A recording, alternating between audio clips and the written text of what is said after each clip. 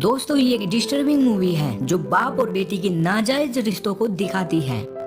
तो मूवी की शुरुआत में हम केडी को देखते हैं जो एक सुनसान रास्ते पर खड़ी होकर किसी से लिफ्ट लेने का इंतजार कर रही थी और कुछ देर बाद एक ट्रक ड्राइवर आता है तो वो केडी को लिफ्ट दे देता है। लेकिन ट्रक ड्राइवर ठरकी इंसान होता है जो अकेली लड़की को देखकर उसके पैरों पर अपने हाथ घुमाने लगता है। केडी भी उस आदमी की नीयत के बारे में समझ जाती है तो वो भी उसे सेड्यूस करने लगती है। वो उसके जूते और पैंट निकाल कर बाहर फेंक देती है और फिर वो एक जगह गाड़ी रुकवा कर वहाँ से उतर कर चली जाती है। ट्रक ड्राइवर से आवाज लगाता रह जाता है। केडी एक पहाड़ से एक घर को देखने पर वहां जाती है पर घर में कोई नहीं था, इसलिए वो वहीं बैठ जाती है। और जब उस घर का ओनर जैस आता है तो वो केडी से पूछता है वो कौन है, यहाँ क्यों आई है। तो केडी कुछ बताने की बजाय यहाँ जैस के साथ फ्लर्ट करने लगती है, पर जैस उसे वहाँ से जाने के लिए बोलकर अपनी गाय का दूध निकालने चला जाता है। लेकिन केडी वहाँ से जाने की बजाय जैस के पीछे जाकर गाय का दूध पीने लगती है और अपना नाम बताती है। केडी का नाम सुनकर जैस को पता चल जाता है वो उसकी बेटी है। दरअसल जैस की वाइफ मॉर्गन 15 साल पहले उसकी दोनों बेटियों को साथ लेकर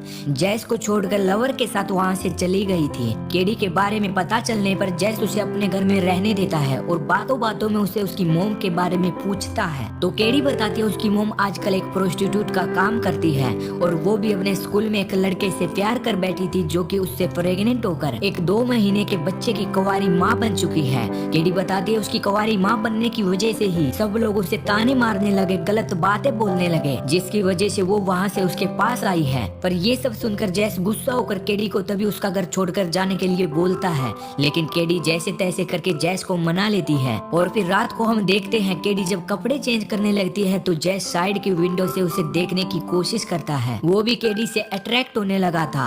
इसके बाद अगले दिन केडी वहीं पासी की सिल्वर माइन के पास जाती है तो कुछ देर बाद वहाँ जैस आता है तो केडी उसे बोलती है उन दोनों को माइन से काफी सारा सिल्वर निकाल कर अमीर हो जाना चाहिए। पर जैस वहाँ केयर टेकर था तो वो बताता है अब माइन में इतना सिल्वर नहीं है, बस अपना पेट पालने के लिए वो थोड़ा बहुत सिल्वर ढूंढ कर ले आता है। यहाँ जैस बोलता है वो बुरी सोच रखकर अमीर बनना चाहती है जिसके परिणाम भी बुरे निकलेंगे। ये सुनकर केडी बोलती है उसे बुरी सोच से बुरे काम से एक बच्चा मिला है और जिस लड़के ने उसे बच्चा दिया है वो इसी सिल्वर माइन के ओनर का बेटा है, इसलिए वो माइन से सिल्वर निकाल सकती है। पर यहाँ जैस कुछ न सुनकर केडी को चर्च लेकर जाता है जहाँ सारी बात जानने के बाद फादर सभी को केडी की कहानी सुनाने लगते हैं। लेकिन केडी को इस सब से काफी बुरा लगता है और वो वहाँ से भाग जाती है। जैस घर पहुंचकर केडी का वेट करता रहता है लेकिन केडी उस दिन घर पर नहीं आती और फिर अगले दिन गाड़ी से केडी को कोई छोड़ने आता है तो ये देखने पर जैस उससे पूछता है वो कौन था तो केडी बताती है वो उसकी फ्रेंड का भाई था।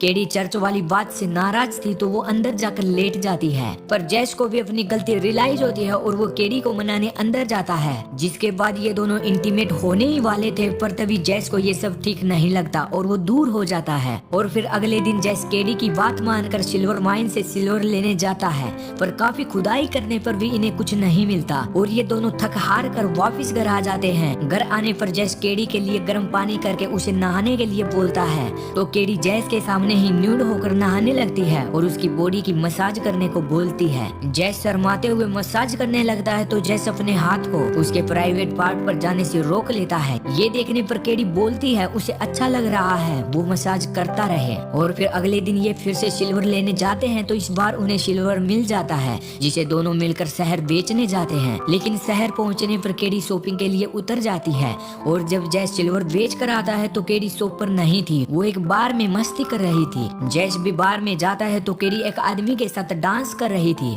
और तभी वो उस आदमी के साथ इंटीमेट होने के लिए जाने लगती है।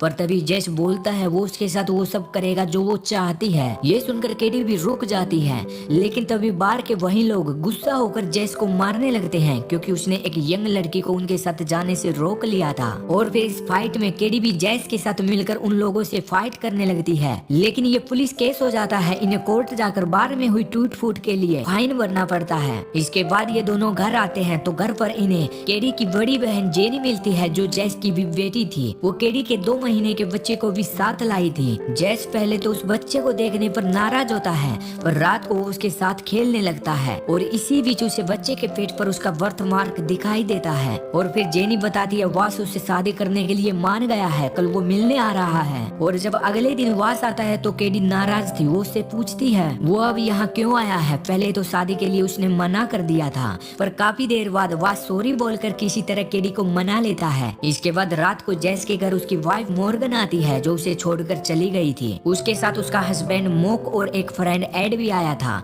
ये लोग रात को जैस के घर पर ही रुकते हैं, लेकिन इसी बीच मॉर्गन और मोक के बीच कुछ बातें होती हैं जिसकी वजह से मॉर्गन मोक पर एक सुई से अटैक करती है, पर वहाँ मोक खुद को बचाते हुए मॉर्गन को ही मार डालता है। और फिर जब मॉर्गन का फ्यूनरल होता है तो उसे पता चलता है एड ने मोक को सिल्वर माइन के बारे में बता दिया है, इसलिए वो जल्दी से माइन में जाकर देखता है तो मोक उसे सिल्वर की चोरी करते मिलता है। और इसी बीच उसे मोक की बॉडी पर बिल्कुल वैसा ही निशान दिखाई देता है जैसा केडी के बच्चे की बॉडी पर था। और ये देखने पर जैस को पता चल जाता है उस बच्चे का बाप वास नहीं बल्कि मोक है। और तभी गुस्सा होकर जैस मोक को शूट कर देता है, पर यहाँ मोक मरते हुए जैस को सच्चाई बताकर जाता है कि केडी जैस की नहीं बल्कि उसकी बेटी है और जो बच्चा केडी का हुआ है वो भी उसका ही है, यानी मोक अपनी बेटी के साथ इंटीमेट हुआ था। ये सब सुनने के बाद जैस मोक की डेड बॉडी को माइन में ही छोड़कर चला जाता है और वो अब केडी को पाने की ठान लेता है, क्योंकि वो पहले से ही केडी की अदाओं से उससे अट्रैक्ट हो चुका था। जैस वास को जाकर बता देता है वो जिस बच्चे को अपना समझ रहा है वो उसका नहीं बल्कि मोक का था। केडी अपने ही डैड के साथ इंटीमेट हुई थी।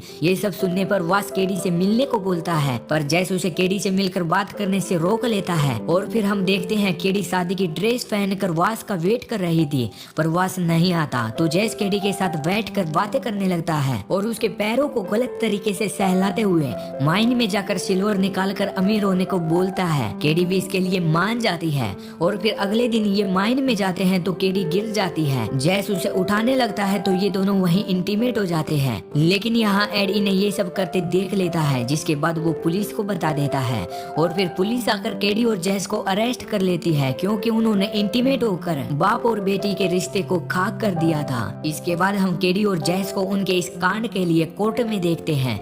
जज उन्हें 10 साल की सजा सुनाने वाला था तो जैस को सच्चाई बतानी पड़ती है। केडी उसकी नहीं बल्कि मोक की बेटी है और जो बच्चा उसके पास है वो भी मोक का ही है। जैस यहाँ बच्चे की बॉडी का बर्थ मार्क दिखाता है जो मोक और एड की बॉडी पर था, क्योंकि एड भी मोक का भाई था। एड की बॉडी पर वो निशान देखने पर सबको यकीन हो जाता है और इन्हें छोड़ दिया जाता है। लेकिन इस सब के बाद केडी जैस को बोलती है वो उससे उस तरह प्यार नहीं करती जैसे वो वास से करती है। वास के साथ ही उसका फ्यूचर है और वो वास के साथ गाड़ी में बैठकर चली जाती है। जैस भी अपनी गाड़ी से जाने लगता है तो हम एड को उसका पीछा करते देखते हैं, जिसने ये सब सिल्वर को पाने के लिए किया था। और इसी के साथ ये मूवी भी एंड हो जाती है।